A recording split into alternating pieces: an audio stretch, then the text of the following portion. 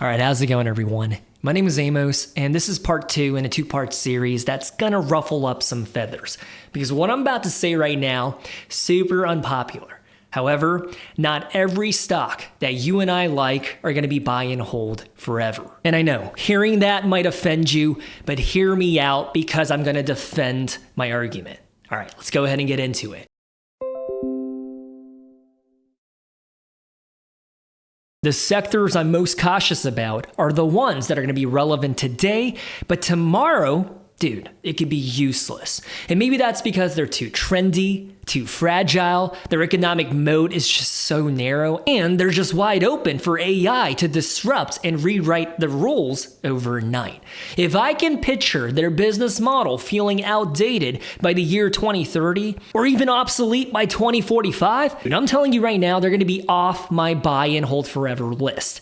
Number one, I know this is going to make some of you angry, but I think when it comes to the clothing and shoe brands, I'm pretty darn bearish. Because throughout the ages, I have seen it. What's hot and popular and trendy right now? Dude, they're irrelevant and don't matter in the next 3 to 4 or 5 years.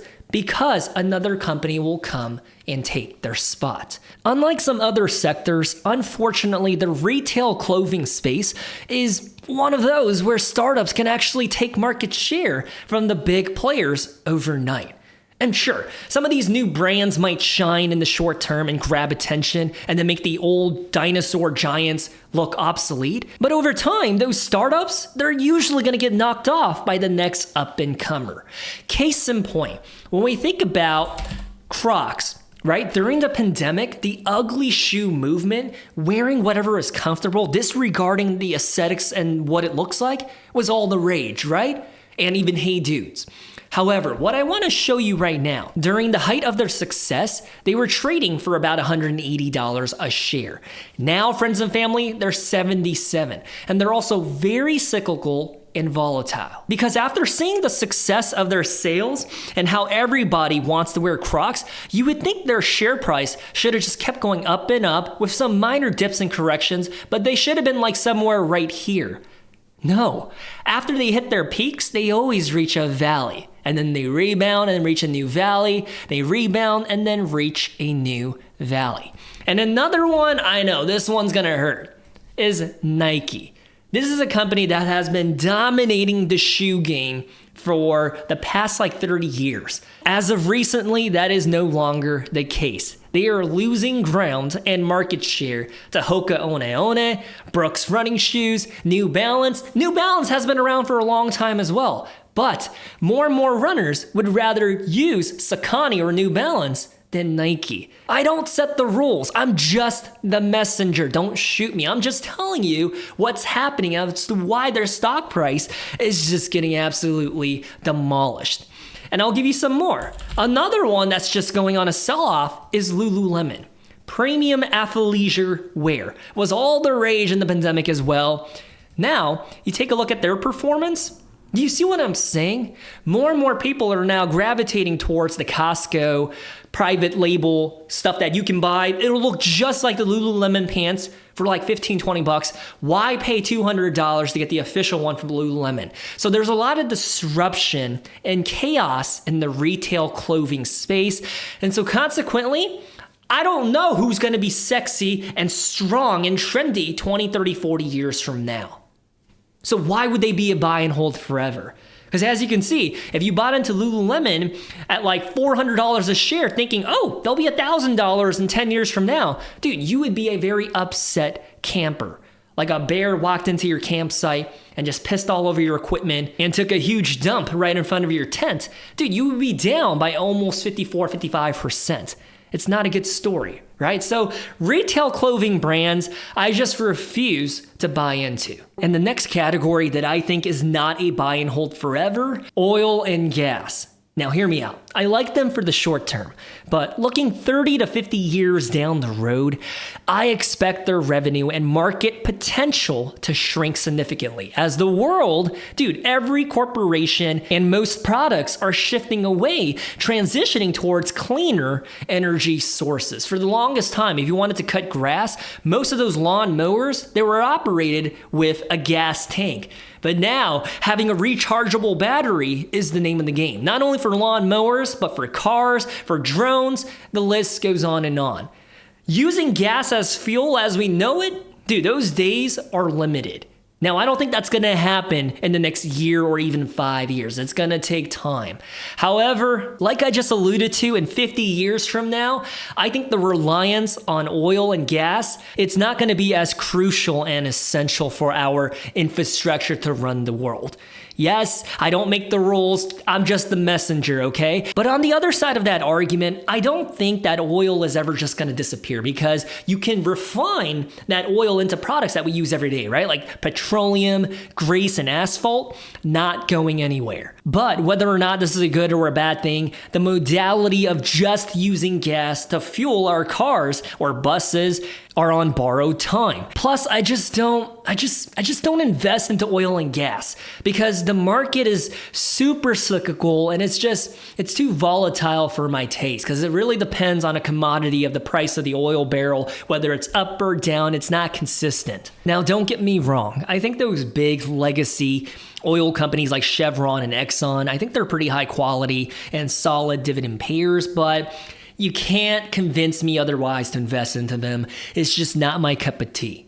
However, if I had to invest into the oil and gas field, I think the ones that specialize in converting crude oil into specialty products like lubricants, asphalt, or even like petrochemicals, I think those ones would be the ones that I would choose because when you think about it, their products are essential in construction, manufacturing, because you have to lube up the equipment inside of a factory, right? Like that stuff, you can't just use random rubber or plastic. It takes oil to make sure it's moving smoothly. So again, if I had to invest into them, I would probably pick Unilever because they make Vaseline.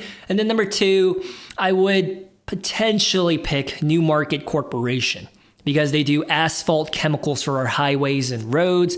I don't think they're going to disappear anytime soon. However, if I have a choice, which I do, thank God I'm an American, I would never invest into any oil and gas companies. And number 3, in the category that I do not think are buy and hold forever, gonna be old school brick and mortar banks that serve very, very rural areas. And that's because I think online banking and fintech are gonna change the consumer banking landscape in the very near future.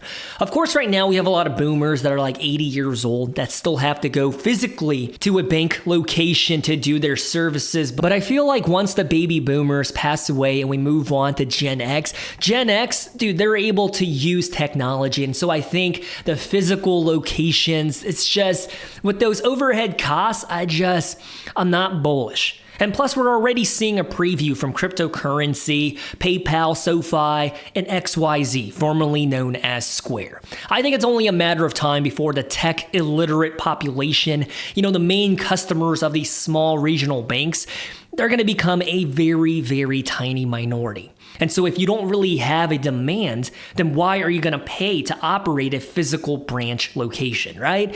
However, if you want the full picture, I actually made a video breaking down the entire banking industry, the good, the bad, and everything in between. And of course, we go into detail which ones I am willing to buy and have as a part of my portfolio. But moving on to number 4, another sector that I'm just bearish about in the future is going to be pharmaceutical companies. Listen, before you dismiss me because you really love Pfizer or Novo or even Merck, you gotta hear me out. I used to be on the strategy team for one of the biggest pharmaceutical companies in the world. No, it wasn't some startup with a dingy product in a pipeline. As of right now, they're still pound for pound one of the biggest pharmaceutical companies. So all that to say, I had a clear line of sight into the pharmaceutical operations and pipelines because I was a part of the strategy team. So what I'm saying is I understand the industry and I'm absolutely bearish. Even right now, not only the international pharmaceutical companies, but also the domestic ones into lowering their cost of drugs. Dude, that's gonna chip away and eat away at their margins. Because for the longest time, the big names, they used to post absolutely insane margins and profits. But honestly, I think their fairy tale is coming to an end. And on the other side of this, I think medical science is just really evolving and advancing fast. Like right now, pills, a prescription from the pharmacy is how we treat most illnesses.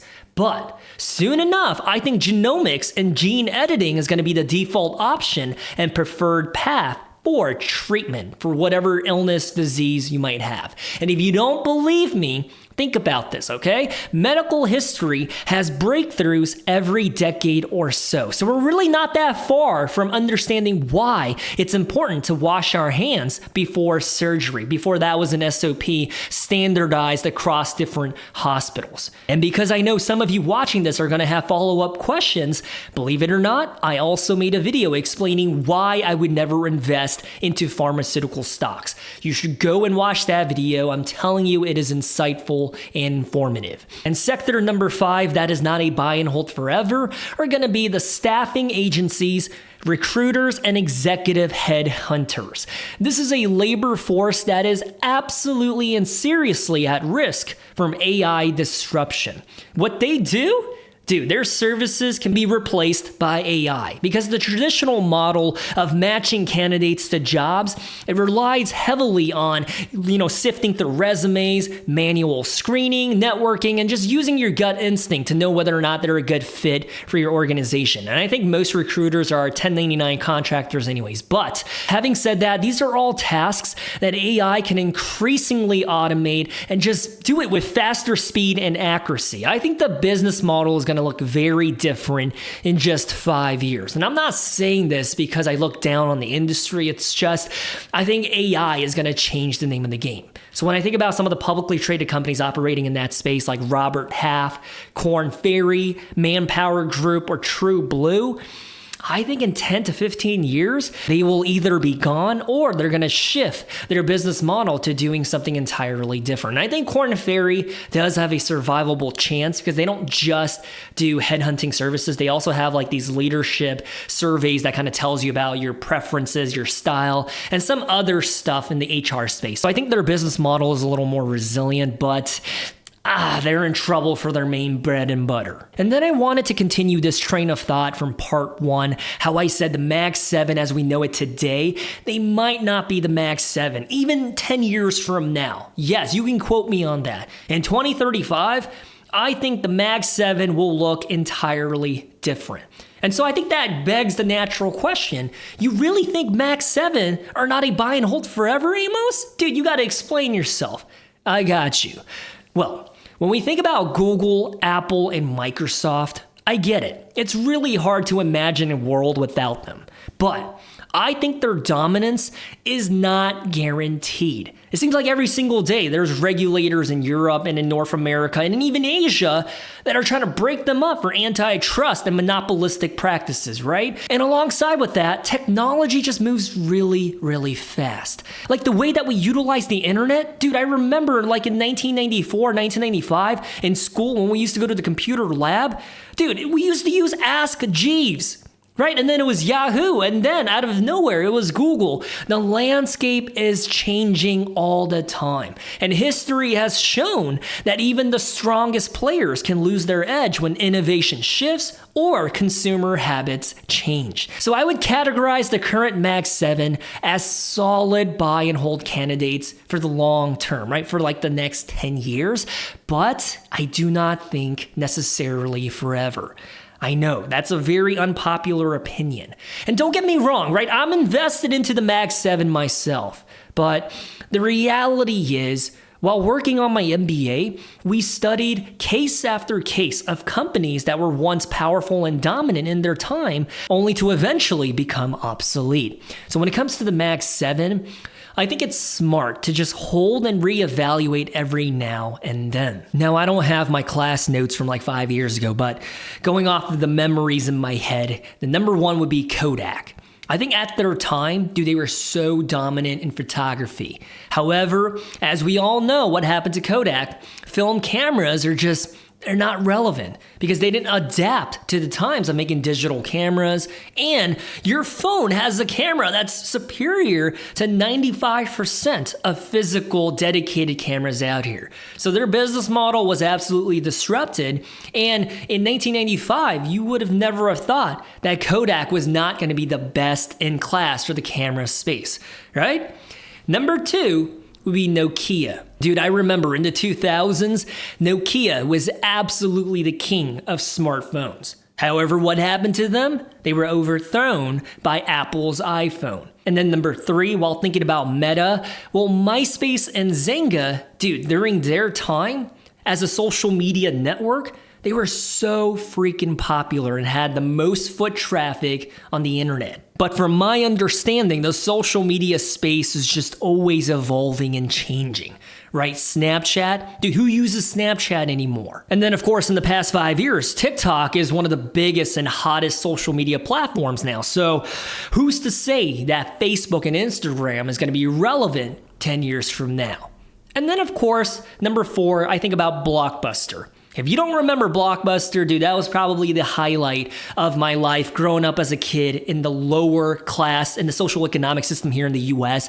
To go there on a Friday and rent one of the budget movies that were 99 cents on clearance, dude, that was the highlight of my day. But as we all know, the business model for Blockbuster, dude, they were made obsolete by Netflix.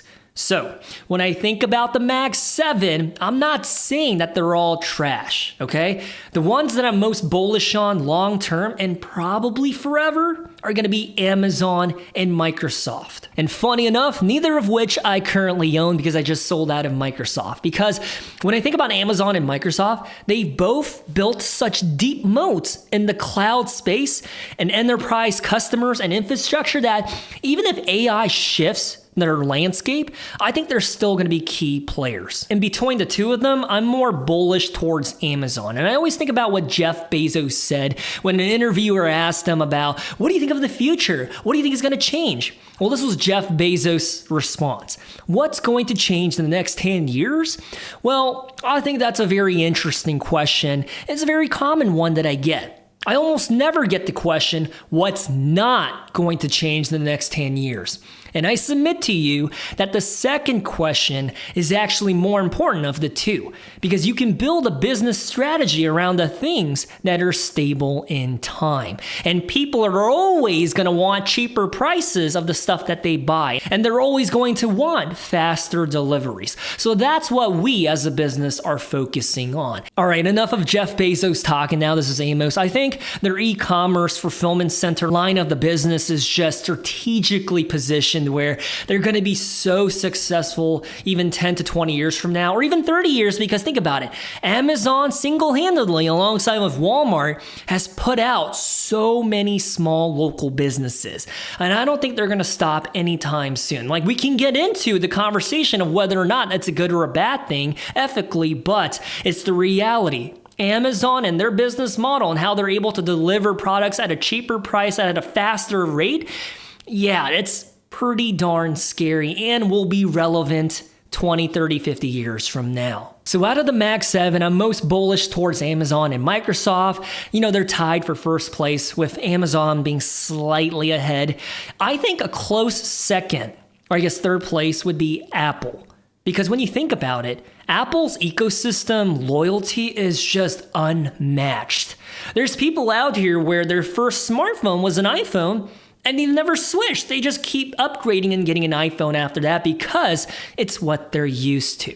And besides, I think their bullish case for the future, their growth driver, their services segment, it just gives them a lot more stability. Because even if like the iPhone or MacBook, those sales decline, you know, for like one quarter or whatever. By the way, their most recent earnings, they crushed it so freaking hard. And Tim Cook, dude, he went to the White House, he went on his knee, and he kissed the ring. So I think their future, at least in the next 3 years, yeah, I don't think they're gonna face too many obstacles. And as a guy that used to use the Samsung as a phone, and I just transitioned into using an iPhone, I just don't see any phone company overthrowing them. The iPhone, yes, their specs might not be the best, like in comparison to a Huawei, Xiaomi, or even the Google Pixel, but the iPhone interface, usability, and what you need it to do, superior, best in class. I think Samsung is close, but nowhere near the Apple fanboy. However, if we go back to thinking about the Mag 7 and the rest of them, I think the other ones, they're great companies, but I'm not ready to put them in my forever bucket. Let's talk about it. Google, they still print money with their search line of business. That's their main bread and butter. And YouTube, yeah, it's going to be here today and here 5 years from now. As a guy who does YouTube full time, I should be bullish about it, right? If I had doubts, I don't think I would have made the plunge from quitting my 6-figure job to do YouTube to make freaking $2 to $4 an upload. But anyways, I'm also absolutely bullish about Google's Waymo. However, with that said, Google, unfortunately, they're constantly in the crosshairs of governments worldwide. Antitrust lawsuits, forced divestitures, or new regulations on advertising and data collection. That's a lot of obstacles that are in their way, and that's why they trade at a lower PE ratio in comparison to the rest of the Mag 7. And then when we think about Tesla, yes, I do think they have incredible innovation, and apparently their cars are just best in class in the EV space. However, from my understanding of the EV world, it's a brutally competitive industry where the technology is just very quickly changing. And besides, last I heard, the Korean automakers are partnering up with Ford and GM to kind of like produce projects that will overthrow Tesla. So we'll see what happens. And then when it comes to Meta, as a guy that used to be invested into them and then sold out of them, I think Meta is still pretty good and they recovered since their sell-off. But like I said earlier, I think the social media trends, I think it's only a matter of time before another social media is going to be the next Facebook. I know that sounds very bearish, but it's just what I think. As a guy that utilized social media for the past 25 years, it's just from my understanding and experience, I don't know if Facebook is going to be the most dominant one. And then NVIDIA. Okay, everybody understands that they're a powerhouse today, no doubt. But the chip and semiconductor industry is very cutthroat and is constantly evolving. Just like how NVIDIA came out of nowhere 5 years ago to be the big dog, because prior to that, they only used to make graphic cards for serious video gamers, and now their GPUs are utilized for the whole AI movement. But when you think about it, their competitors like AMD, Marvell, or Broadcom, dude, they could be the next big disruptors in the next decade by rolling out something that we don't even know yet. That's why I'm cautious about labeling NVIDIA as a buy and hold forever stock. I know there's people out there that are like, dude, NVIDIA is all you need, go 100% into them. But I would just caution that might not be wise because the semiconductor space, as I just said, is always changing. It's a fast-moving game. And dare I say, just look at Intel. They used to be best in class, the #1 chip seller, popular in every product, going into Apple MacBooks, going into every laptop sold by Dell, HP, and now look what happened to them. So all that to say, yes, I do like all 7 of the Mag 7 for the near term, like in the next 3 to 5 years. And I would even argue, I wouldn't be surprised if they crush it going into 2027 or even 2032. But to sit here and label them as a buy and hold forever, as a guy that's heavily invested into the Mag 7, I just don't think that's the case. So before I sign out of here, I want to hear from you. What do you think? Which stock industry sector do you think will be a buy and hold forever contender? Let me know. I gave you my thoughts of what I believe will be successful 100 years from now, but also the sectors that I'm just bearish towards. And I know this video was filled with unpopular opinions, but I just don't want to be an echo chamber and repeat what every other YouTuber says. I have my own personal feelings and thoughts, and that's what I relay to you. I'm not going to just sit here and be like, oh yeah, NVIDIA, 100%, when I truly don't think that they're going to be the top and the head and the tip of the spear in the next 20, 30 years. I don't think that's going to be the case. Anyways, if you made it to the end of the video, I love you guys. Stay safe. Good luck in the stock market. And I'll talk to you guys next time. See ya.